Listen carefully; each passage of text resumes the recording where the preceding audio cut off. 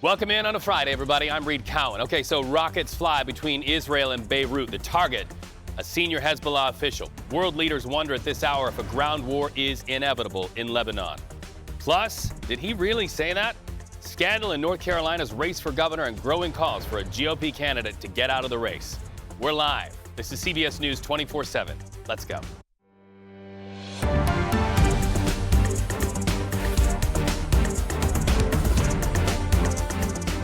We'll get to that story in just a minute, but right off the top, our video feeds take us to Georgia and this student walkout happening in real time. Those students in Atlanta demanding action on gun violence. And of course, we know a part of their story. This follows the most recent Georgia school shooting in Winder, Georgia, about 50 miles outside of where you're seeing this protest in Atlanta. In Winder, 2 students killed and 2 teachers killed that day. The students you see here speaking youth to power, as their sign says. They are afraid to go to school and they are angry about it. They're demanding local, state, and national leaders do something to create safe schools in Georgia and beyond. As you see there, our crews are there. We will bring you more of their call for help and action on CBS News 24/7. But next, our live feeds take you inside Secret Service headquarters, where Acting Director Ronald Rao Jr. is giving an update right now on the investigation into the Pennsylvania attempted assassination of former President Donald Trump. He is right there at the mic right now, and we are going to listen in here in just a moment. Looking live, though, at a blast site in Beirut. The building right here you see behind me is bombed and left to look like a shell. In fact, this is some of the response there, the flashing lights. We're talking about rockets raining down on both sides of the line that divides Israel and Lebanon. And it's more than just that geographic line that divides them. This is the building we're talking about, left to look like a shell. So let's get you caught up on what's happening right now in the Middle East. We're talking about 140 rockets fired along Lebanon's border. An Israeli strike in Beirut killed at least 9, including senior Hezbollah military officials. So these rising tensions and flying rockets have a lot of world leaders right now wondering if a ground offensive is inevitable. CBS News correspondent Imtiaz Tayyab is in Beirut.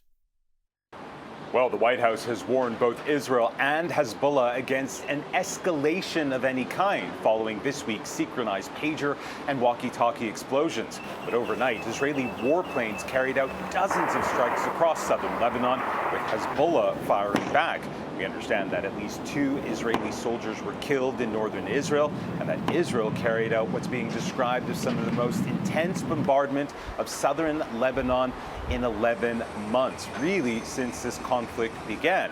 Now, Hassan Nasrallah, the leader of Hezbollah, gave a speech following those pager and walkie-talkie attacks where he said that Israel had, quote, crossed all red lines, and that this assault, this coordinated assault, was a declaration of war. Still, he also conceded that it was a blow to Hezbollah, a blow in which we've not seen really in the history of this conflict between Israel and the paramilitary group that is Hezbollah here in Lebanon.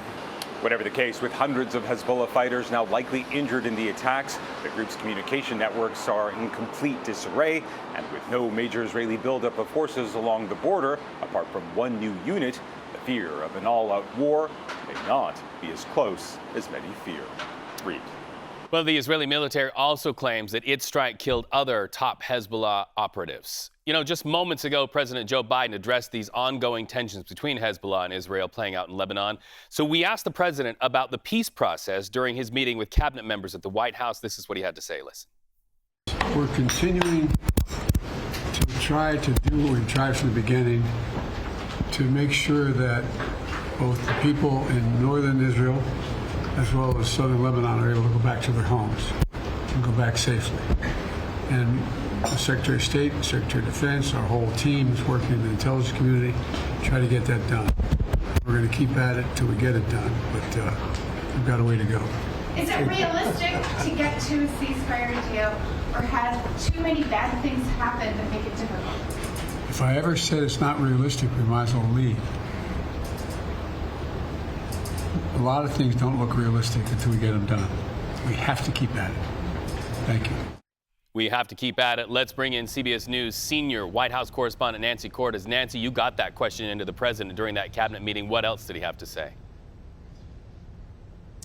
Nothing more about Lebanon, but I can tell you, Reed, that White House officials have told us that they are still not sure what kind of impact these attacks in Lebanon are going to have on the already faltering ceasefire negotiations that have dragged on for months between Israel and Hamas, that are all centered around trying to bring those hostages home and stop the fighting.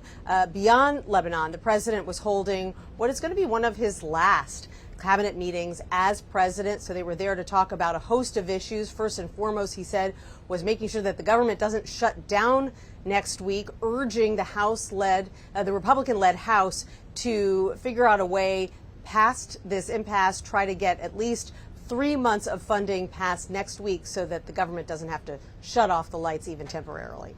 Nancy, you mentioned the host of other issues. The president in recent days called for more help for the Secret Service. It looks like members of the House listened to that, or at least are on the same page on that. Tell us about the emergency bill for the Secret Service while we have you. Right. So they were able to get that done just a few hours ago, a bill that would provide major presidential candidates with the same kind of protection, the same resources that the president of the United States gets. That passed unanimously, 405-0. It's not that often you see a vote that lopsided, Reed, but everyone obviously recognizes the concern after 2 assassination attempts on the former president, President Trump, just in the past couple of months. Now, the Senate would need to take this up as well. They may not even be able to do that before the election. Nevertheless, the Secret Service has already said that they have stepped up Trump's protection, so he is essentially on parity now with the kind of protection that Vice President Harris and President Biden receive. Washington never lacking for stories and headlines. Nancy Cordes, we're glad you're bringing them to us on the stream on a Friday. We appreciate you. All right, so our monitors now take us to Atlanta. The state election board there is holding a hearing. It's pretty fiery there. It's about a potential new rule that some worry could wreak havoc on upcoming elections. That board calling for poll workers to hand count one by one thousands of votes. They say the intention is to make sure that what the machines count matches the hand count. And here's the big part of this. They want it done before certifying the vote in that state. Here's just some of what local leaders had to say in some pretty emotional comments about this last-minute policy change. Listen. What this rule means is that election staff, many of whom are here today, are wedged into an ever more crushing situation of needing to perform superhuman feats under rules that make it virtually impossible for them to do their job. There is unprecedented scrutiny on even the most minor of human missteps in our elections, and Georgians know that all too well. I'm sure there are many in this room who believe the drumbeat lie that there was widespread fraud in the 2020 election, who will think you're fighting for honesty and transparency. But given that the system we have has been proven over and over and over again to be free of any systematic fraud and all but the most trivial and innocent irregularities, your moves instead are promoting chaos, election worker distress, and voter anxiety. Now is simply not the time to implement sweeping changes that could create unnecessary confusion and disruption. As recent history shows, election changes made in the final stage often becomes the focal points of post-election controversy. Okay, so let's drill down on this. CBS News campaign reporter and attorney Katrina Kaufman watching this story from where she is assigned as post in Michigan right now. Katrina, what is this all about? So, Reed, there has been a lot of attention on this Georgia State Election Board recently. They had previously passed 2 rules that had been causing a lot of people to pay attention because it would basically give local election authorities more of a way to delay certification if they think that there's a reasonable inquiry into the election results. We're now contending with this new rule about hand counting, and they're actually considering 11 different rules today. They've now passed this hand counting rule, which, as you were playing, many people spoke today to that board before they made this decision and just talked about the toll that this could take on poll workers, on the burden of this.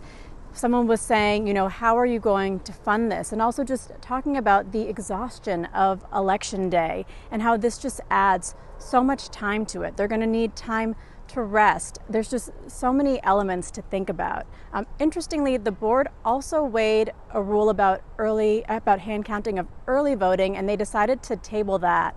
That was a 4-1 vote, but they are going to be hand counting ballots in Georgia unless something changes here. It's also worth noting that the state's attorney general told them that it might not be lawful for them to make this change. And the board's chair actually said this during today's session. He said that he doesn't think that they have the statutory authority to do this. It's something that should be weighed by the legislature, not this state election board. And the meeting is going to continue today, and I may be able to report back with what else happens. Why do I have a feeling this story is going to jump over the calendar and revisit us on Monday? Katrina, thank you so much for that update. We'll continue to keep our eye on that story for sure. When we come back, we're now going to be talking about the race for governor in North Carolina and the big question on many minds. Did he really say that? A lot of people calling for one candidate to drop out of the race. We'll have that next on CBS News 24/7. Until then, we'll continue watching our monitors for breaking news.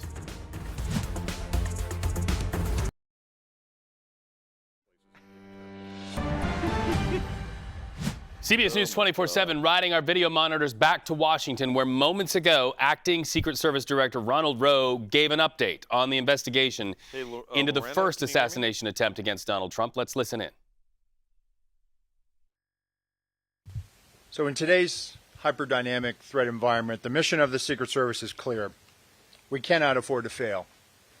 After reviewing the planning, event details, and coordination with partner agencies regarding the attempted assassination of former President Donald Trump on July 13th, our mission assurance review is nearing its completion.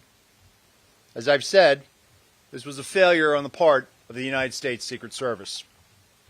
It's important that we hold ourselves accountable for the failures of July 13th, and that we use the lessons learned to make sure that we do not have another failure like this again.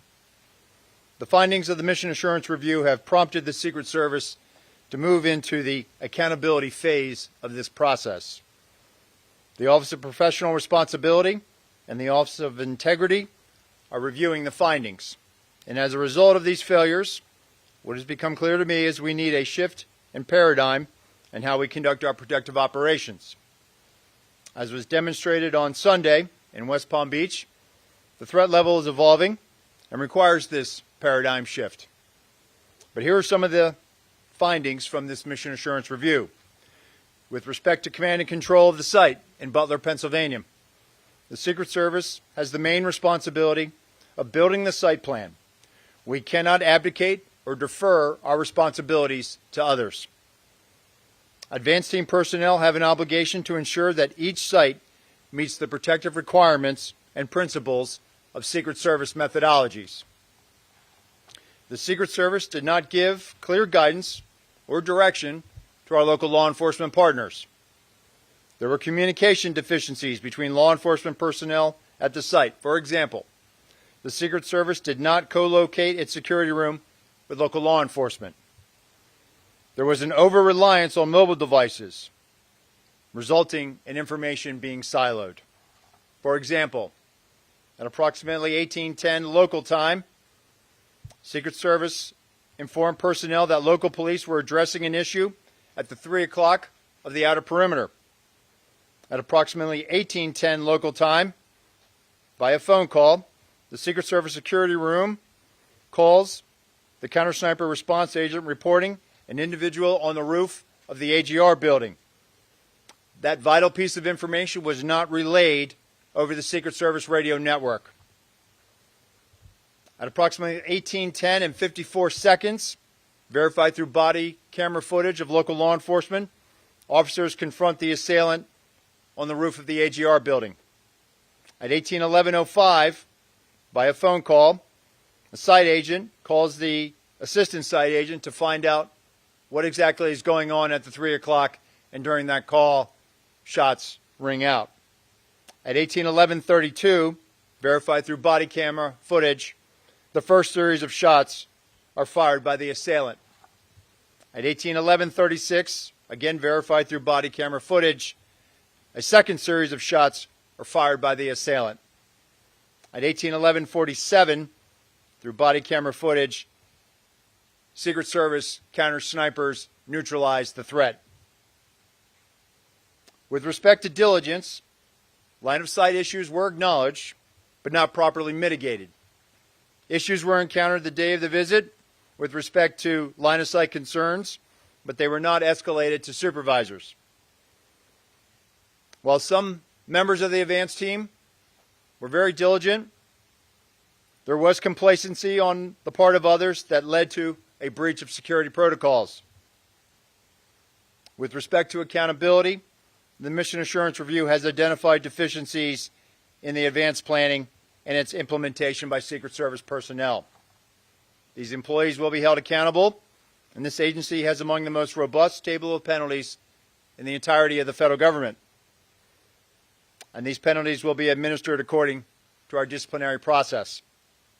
But due to federal regulations, I cannot get into personnel matters as they are proceeding. With respect to a paradigm shift, we're at a pivotal moment in the history of the Secret Service and at a pivotal moment in the history of our country. And I've directed that the Secret Service embark on a significant paradigm shift that will redefine how we conduct protective operations. What occurred on Sunday demonstrates that the threat environment in which the Secret Service operates is tremendous and under constant threat. And we've been in this heightened and increasingly dynamic threat environment since July 13th.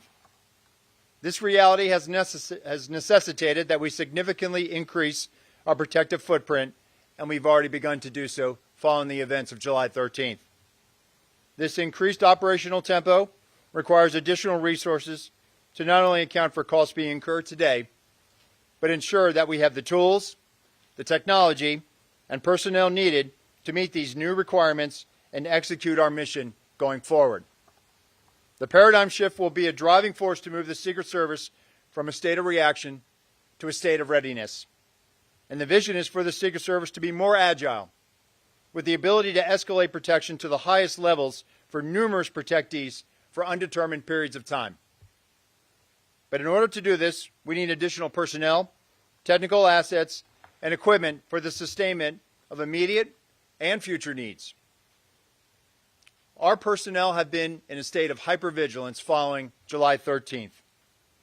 We are certainly working our people hard, and I've used this term publicly, redlining. This cannot be about working our people harder. So with respect to changes, the workforce, the American public, they can expect changes in our processes for advances. There will be an increased use of technology, not only to assist in communications, but also situational awareness when we're doing our protective mission. There will be organizational changes. For example, I've already directed the creation of an applied research and development section to field new technologies, leverage the research of other government agencies, and calibrate our technical security assets to stay ahead of threat vectors and technical collection impacting Secret Service equities. This will be an iterative process, meaning it will be constantly evaluated, validated, updated, and evolving. We cannot be stagnant. And we must be weaned off the reliance of partners within DHS. You are listening to Acting Secret Service Director Ronald Rowe giving an update on the investigation into the Trump assassination attempt in Butler, Pennsylvania. When you boil this all down, you get two words: hot water. He's admitting failure. He's laying out where the failures happened, what did not happen that day in Butler, Pennsylvania, and saying now they will move into the accountability phase. And the accountability, he says, will be severe. What that is, he's not able to say because, of course, it speaks to personnel issues. But you can bet your bottom dollar, as Congress considers giving the Secret Service more money, there will be changes within the operations of the U.S. Secret Service, not only how they work at the federal level, but also things they learned from failures in the communication level between local officials in Butler, Pennsylvania, local police in Butler, Pennsylvania, when that assassination attempt happened, and of course the Secret Service. Much more to come on this. Nicole Skanga, one of our CBS reporters, is in the room right now where that news conference continues. She is taking notes fast and furious. As soon as we can get her live here on CBS News 24/7, we'll get her here on these monitors to let you know what else that acting Secret Service director had to say. Some accountability today and admitting failure. Meanwhile, our monitors take us to North Carolina and the race for who will get the keys to the governor's office there. That race in turmoil after a bombshell CNN report revealed disturbing online activity from Republican nominee Mark Robinson. So listen to this. Robinson allegedly posted racist and explicit comments on a pornographic website more than 10 years ago. Can you say scandal? People in North Carolina are. Some of those comments outline his desire to bring slavery back and identifying as, quote, a black Nazi. CBS News congressional correspondent Nicole Killian is in Raleigh right now while this unfolds. Listen, Robinson already received endorsement from Republicans in that state. Now he's facing pressure to drop out. What's the very latest where you're standing? Yeah, that's right. Of course, one of those endorsements coming from former President Donald Trump earlier this year, who has now been relatively quiet in terms of not yet weighing in on this controversy. The former president expected to be here in North Carolina tomorrow. At this point, we are not expecting the lieutenant governor to attend that event, but certainly his scandal is making a lot of waves through the state amid these very incendiary posts that the lieutenant governor allegedly made on that pornographic website that you mentioned. We are standing outside of the governor's mansion right now and had a chance to hear from North Carolina's Democratic Governor Roy Cooper. He told me that he was not aware of these posts prior to that CNN report dropping yesterday, but he does feel that it is consistent with some of the other incendiary comments that Robinson has made in the past. And he even said, you know, he for months now has been calling on Robinson to get out. We also caught up with Robinson's Democratic opponent in the gubernatorial race, Josh Stein. He said that he stands by the comments that he put out yesterday in light of this report, saying that he still believes that the lieutenant governor is completely unfit to serve. And so he does also believe that, the governor, he wouldn't say if the lieutenant governor should stay in the race or get out. But one thing he will not be doing is debating the lieutenant governor. He said he has no intention of doing that. So this race remains very heated as both political parties try to deal with the fallout. Big story on a Friday. If the walls behind you could talk, and they just might going into the new week. Nicole, thank you so much for that. What a story. Well, Election Day might be weeks away, but voters in some states started voting today. Early voting started today in Minnesota, South Dakota, and in Virginia. And the translation there is voting for the presidential election is happening right now. So that's top of mind for Vice President Kamala Harris, who was caught by our cameras just a moment ago leaving Joint Base Andrews. She's on her way to the battleground state of Georgia, where we're seeing those hearings on hand-counting ballots. The vice president has two events today on the campaign trail. First, she's in Atlanta for an event focused on reproductive rights. She will then head to Wisconsin, another key state to win for a campaign rally. That is tonight. Now, let's talk about her opponent, former President Donald Trump. He is heading back to the campaign trail tomorrow. He will appear at a rally in Wilmington, North Carolina. Right now, our live video feeds take us to the Motor City, where you might see some storms tonight if you live in that area. The Motor City hitting the gas pedal on rain, Jess. You know, all throughout the Midwest, we've been dealing with really active storms. I mean, just last night we were talking about reports of tornadoes all throughout Minnesota. Here's what's happening, though, as we head into the afternoon hours today. Let's start off with temperatures widespread throughout the states. Areas like Nebraska have been dealing with very active weather. Today in Kansas City, they're sitting in the 90s, 80s, all the way over into Chicago. But there's more to tell than just the temperatures.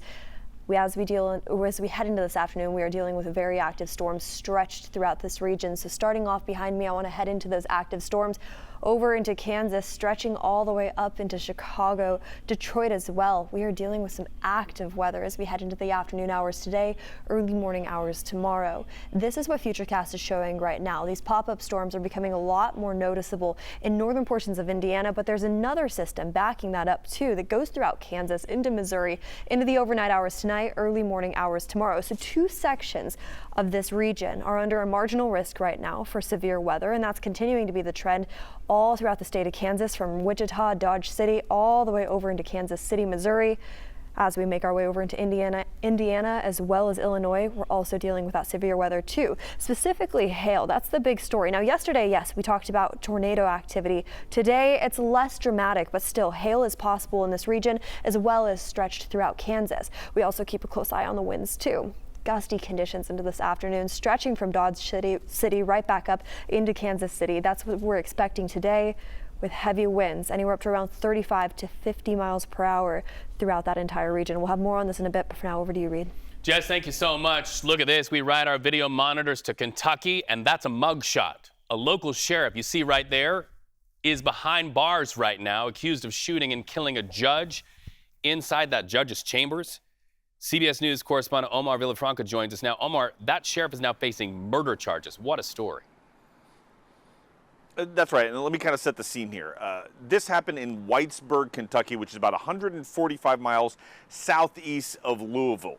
Letcher County is where it happened, and the Letcher County Sheriff is Sean Steins. That's the mugshot you saw there. He's charged with first-degree murder after investigators say he shot and killed Judge Kevin Mullins. Now, the local paper there, the small paper, the Mountain Eagle, says the sheriff walked into the courthouse and then into the judge's office and actually told the judge's staff he needed to speak with the judge privately, so the two went into his chambers and then closed the door. The paper says that's when people heard gunshots. And they also mentioned that the sheriff walked out with his hands up and was arrested. The judge was shot multiple times and responders tried to save him, but he died. Now, here's the thing. We don't know a motive yet. There are a lot of rumors swirling, especially in a small town, but nothing concrete. But we do know that based on court paperwork, there was a 2022 case in which a woman sued, saying a local deputy coerced her into sex acts in exchange for leniency on her punishment, and those acts took place in Judge Mullins' court. Now, Sheriff Steins, we want to be clear here, was not named in that suit as someone who was part of the assaults, but he did fire that deputy and was actually deposed earlier this week. So right now we don't know a motive. A lot of things swirling around. There's an arraignment next week. We'll find out exactly what happened and why, hopefully next week. Reed? All right, Omar, we know you'll be on it. Thank you so much. All right, let's ride our video monitors now to Texas, where a pipeline fire that commanded the camera's attention for days here on CBS News 24/7, it is finally out. That is a change from days previous. An SUV hit that line. The line exploded, forcing hundreds to evacuate that Deer Park suburb of Houston. You know, before the fire fully stopped, officials announced that human remains were found in an SUV that had been right there next to that column of fire. Investigators say the fire started after that driver just plowed right through the fence and hit the valve. It blew from there. Let's ride our monitors now overseas, where this view shows you the scope of the flooding in northern Italy. Cars underwater, and many people glad they live in those third stories. But look at that, kids having to be carried on parents' back to school. Floating toys right there from a child's yard. It's going to be a mess there for a while so many people have to go to shelters inside a school. In fact, more than 1,000 people asked to evacuate and sleep overnight on these cots, some even with their animals in tow. By the way, if this place looks familiar to you, it's because it is. It's been in the news before. This is the same place last year where rain caused mudslides and losses. So insult to injury, another year in Italy of floods. Our live feeds now take us back to the United States and a look at Boston, and check it out of the park there. But you might want to grab your rain jacket this weekend if you maybe spend some time in America's favorite pastime, Jess. Oh yeah, Cape Cod. We're talking about Martha's Vineyard, Nantucket, all throughout that region. They're dealing with the leftovers that was potential tropical cyclone 8 as it made its way throughout all that east coast. It started off with damaging storm surge all the way down into South Carolina, North Carolina along that shoreline. It continued to move its way north, and now it's impacting many people, thousands and thousands of people, all the way up close to Boston. So let's actually dive into that current storm system right now. Starting off behind me, you can see Futurecast still showing that circulation as it moves its way in from offshore, continuing to actually sweep south. There's a little bit of pressure systems from the north that's allowing for this to linger just offshore as we head into this weekend's forecast. How much rain can we expect? Well, close to around 2 inches, at least near Nantucket. You head a little bit more north. Now we're talking about that coastline just next to Cape Cod. Areas like Chatham can expect close to 5 inches of rain as we head into the next 48 hours. It's important to note that this is not only impacting Boston and all throughout that region with flood advisories and warnings, But as we make our way down into New York, stretching past that down into Norfolk, there's still active advisories that are in effect right now, issued by the National Weather Service. So storm surge is no longer an issue, of course, but along those shorelines, the flood advisories and warnings remain in effect as we head into the afternoon hours today, late evening hours tonight. We'll keep you updated on that. All right, Jess, thank you so much. When we come back on CBS News 24/7, streaming coast to coast and worldwide, the big question, how can peace talks happen successfully when rockets fire between Israel and Lebanon? We have more pictures of the violence and the devastation there overnight when we come back.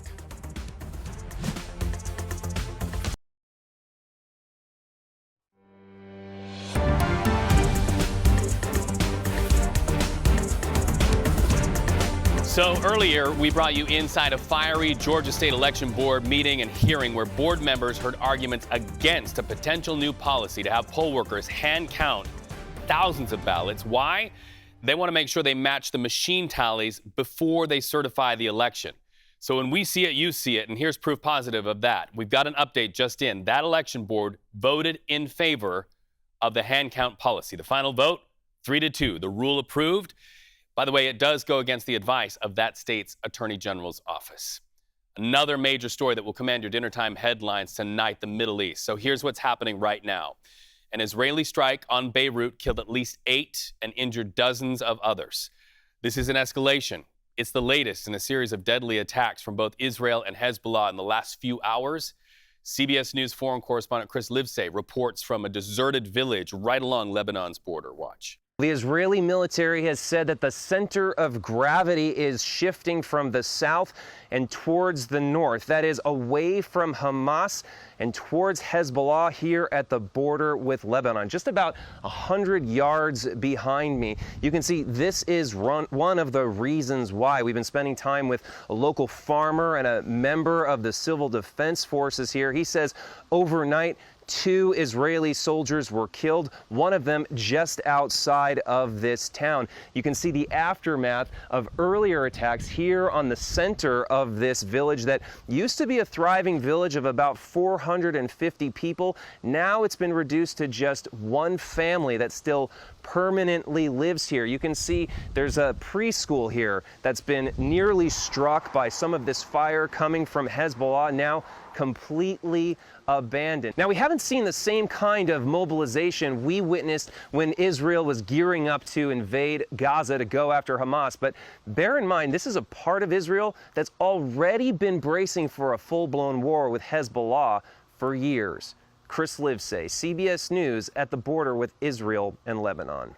Earlier with CBS News senior White House correspondent Nancy Cordes, President Joe Biden says the U.S. still is engaged in talks to keep the peace there, to keep a lid on what is a powder keg right now. He said if we didn't have hope, if we didn't have positivity that some change could happen, we would pull out, and we're not pulling out of keeping the work of peace. So back here in the United States, a subcommittee holding a hearing today over the political turmoil in Venezuela.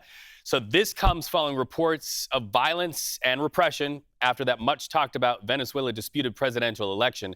It claimed that President Nicolas Maduro as the winner. A lot of people disagree with that. Listen. Nicolas Maduro's regime has resorted to a campaign of violence and intimidation aimed at suppressing the democratic opposition and the Venezuelan people. As of September 9th, there have been 24 deaths and over 2,000 detentions, including 84 minors, linked directly to the regime's crackdown on those contesting the National Electoral Commission's election results. The daily average number of detained or disappeared is nearly 10 times higher than the pre-election average. Security forces routinely stop citizens to review their WhatsApp messaging chats for potential organizing involvement and deployed an app for Maduro sympathizers to report suspected efforts to assemble. The anti-NGO law passed by Maduro's National Assembly in August, along with revival of the law against fascism, highlight Maduro's intentions to undermine civil society. These laws are designed to make it nearly impossible for NGOs and opposition organizations to operate in Venezuela. Venezuela, another hot-button place on the globe right now. By the way, Venezuela's opposition leader, Edmundo Gonzalez, fled to Spain after being granted asylum there. Well, our live video feeds now take us to the Motor City, and like we said earlier, hitting the pedal to the metal on some rain showers to possibly get us a little bit wet over the weekend, Jess. And those are the exact same storms that swept throughout Minnesota last night, bringing in tornado activity, hail, rain, everything above. Now, as we extend into the afternoon hours today, stretching throughout the Midwest, I mean, for the most part, our temperatures are still around average, if not just a little bit warmer, actually. Off near Chicago, we're close to the 90s. It is humid, though, so add about 5 to 10 degrees to that number. A similar trend near Kansas City, where we're dealing with some very severe and active weather as we head into this afternoon, all throughout that region, stretching over into Kansas, too. Let's start off behind me. I want to show you this active storm that already has impacted many thousands and thousands of people all the way up into Minnesota, all the way over into Wisconsin. Now we're starting to see it break apart a little bit. There's 2 active cells part of the system. One's moving as we head into the overnight hours tonight over Indiana, stretching all the way over into the next state. And as we head over into Missouri, that system right there sweeps throughout Kansas today. That's the reason why we have the marginal risk still in effect in 2 different regions, stretching from Indiana all the way over into Missouri, and of course most of the state of Kansas too. This is a very active system that's continuing to impact thousands of people heading into this weekend's forecast, not only with hail, but damaging wind too. It's not as dramatic as last night's system as it made its way throughout Minnesota, of course. However, it is worth noting that large hail is still possible anywhere from Kansas City into Wichita, over into Dodge City, as well as those heavy winds too. We'll have more on that coming up in just a bit, Reed. A lot of people wondering what's going to happen. Thank you so much, Jess. Hey, when we come back, admissions of failure and promises of accountability from the acting Secret Service director following the Pennsylvania assassination attempt on the life of former President Donald Trump. The fallout from those failures when we return.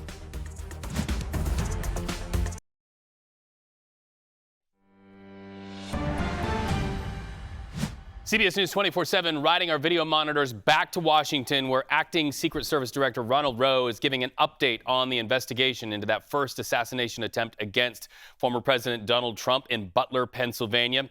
He's been saying there's going to be a lot of accountability in this news conference that's gone on for about 45 minutes, saying he does not want to work those who are in the Secret Service harder, but he wants them to have resources. President Joe Biden has said they need more resources. What does that mean? Money. So he was asked a moment ago about how much more needs to be given to the Secret Service to do their job. I'm not going to get into specifics because we're having those conversations, and out of respect for the confidentiality of those discussions, I'm not going to disclose a number. What I'll tell you is that we've made several presentations. We're working at the staff level, and we're having those conversations, and they are ongoing. And related to that, you mentioned earlier you want the Secret Service to wean itself from relying on other components of DHS in its protective mission. Is that contingent on getting those additional resources either right now or at some point in the appropriations process? Well, I don't want to rule out that we'll never have to enlist the assistance of others through requests for assistance, and we do those memorandums, and we did that back for several presidential campaign cycles. But I think the importance here is we have to be able to at a moment's notice surge people to where they need to go, and if we're going to be having to mitigate, and that's what we do. We're in the risk mitigation business. We are not in the risk elimination business. And so we have to be able to have the personnel, the assets, and be able to spread those out for an indefinite period of time in the event that another situation, a geopolitical conflict, or some other tension requires us to do so.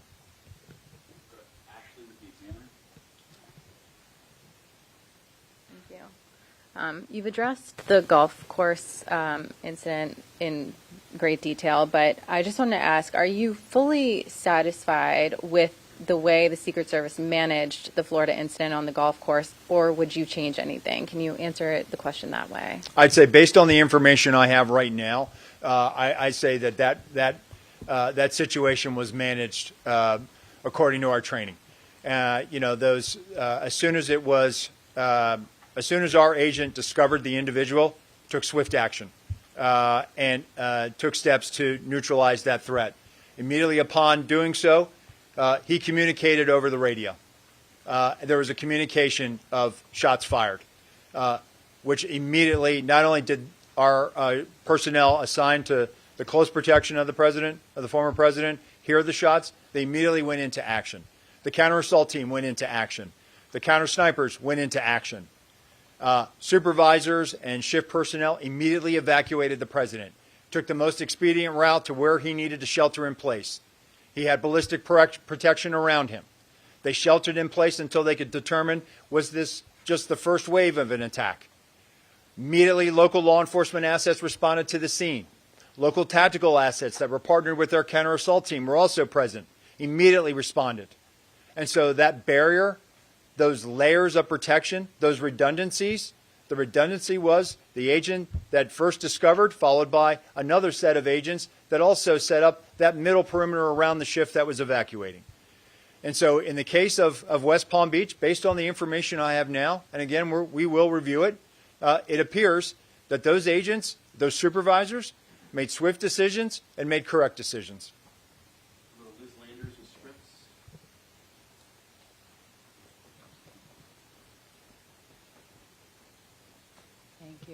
Hi, Acting Director. I want to drill down on this issue of resources. You sent a letter to Senator Murphy and to Senator Britt on September 5th, and it became public. And it said in the letter, you wrote, "We do not believe that the security failures of July 13th, 2024 was the result of a lack of resources." I'm hearing you talk over and over again, and it says here at the bottom of this press release you guys have today, the agency must increase its protective footprint, including personnel, technical assets, and equipment. How do you square those two things? How do you ask Congress for more money when you yourself have determined that what happened on July 13th was not a lack of resources? So how I square that is as follows. Following July 13th, we immediately took steps to elevate the Vice President, the former President, to the highest levels of Secret Service protection. We also took steps to elevate the protection of Senator Vance and eventually Governor Walz to high levels of Secret Service protection. And what I was talking about earlier is the way we are structured, and I go back to this, the President of the United States is the most highly protected individual on the face of the world. That is how the Secret Service is built. That is what we are primarily focused on. And then once you have those assets and resources, they are also committed to the Vice President. So how I square this is as follows. Following July 13th, when now we are because of this hyperdynamic threat and the operational environment which we find ourselves in, we only have so much of those assets to go around. And so while we are providing them to the former president, we are providing them to the president, to the vice president, to other protectees. And so at this point, what I'm telling Congress is we can do this and we will do this, but there has to be a replacement. There has to be life cycle replacement on this. There has to be, if we're going to be called upon to do this again or do this now, because the threat is not waning. The threat is not going to evaporate anytime soon. And so we have to be prepared for this. And that is the argument that we have been making, and we have certainly made some inroads, and we're having these productive conversations with the Hill. Can I just ask you also, will the Secret Service have the resources to protect the Capitol on January 6th? I know that's now been designated. The agency will be leading the protective services detail for that day. You're describing protecting all these different people right now. How will January 6th play out? So the January 6th proceedings were designated a national special security event. We are the lead security planner for that. But again, we have great partnerships with all the law enforcement agencies in Washington, D.C., and most notably the U.S. Capitol Police, which are our partners when we do the State of the Union or when we do any event at the Capitol that rises to a national special security event, like the State of the Union or state funeral. So you feel confident you will have the personnel, technical assets, and equipment you need for that day? We will have what we need. You're listening in to comments just moments ago from Acting Secret Service Director Ronald Rowe giving an update on the investigation into the Trump assassination in Pennsylvania, among other things. You could hear CBS News correspondent Nicole Skanga getting quite a few questions in there. The answers will be played here on CBS News 24/7 and on all of our platforms. But here is the bottom line. There is an ask from the Secret Service to Congress. Listen, he talked about how they are in the business of mitigation, threat mitigation. But mitigation means money, and Congress controls the purse strings. So this will be a big story in the drumbeat in the days ahead. Can the Secret Service, while they already look at sweeping changes and accountability from now admitted failures there from the acting Secret Service director, can they get the money out of Congress that they need to continue doing their job, or will there be sweeping changes in the leadership? Much more to come on that for sure. Let's lighten the mood, should we? Let's go to Boston right now. When things get too tense, you just talk about the weather. These are our live feeds coming to us from Boston. And look, baseball park there. People going to need to pack a parka. Oh my gosh, they're going to need to pack many parkas as we extend into the afternoon hours.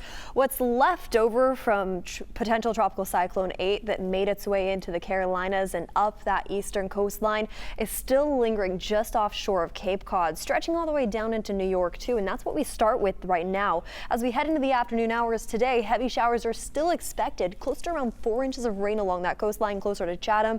As we head into the evening hours tonight, just into the Massachusetts area. Now we make our way over into New York, stretching all the way over into different states like New Jersey, for example. There's still flood advisories and warnings that are in effect right now from this massive storm that's just lingering offshore.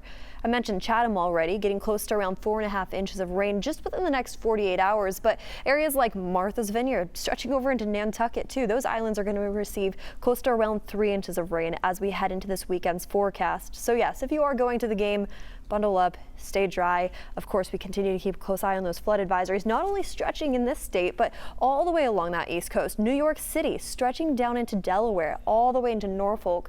This is an active system that's still in place for us as we head into this weekend's forecast, and we keep you updated on it as we get closer into early next week, Reed. A lot of people seeing what you're saying and planning their weekends accordingly. Jess, thank you so much. And thank you at home for watching us. CBS News 24/7. We'll be back here on Monday, same time, same place. For now, let's open up the windows and go outside and look live. This is the situation right now that we're following in the Middle East. Tensions continue to rise there in the Middle East. Rockets fired there at the border between Israel and Lebanon. Concern right now that this could escalate into a ground war. Leadership talking over the weekend, not only here in the United States, but all over the world, to try to keep this contained.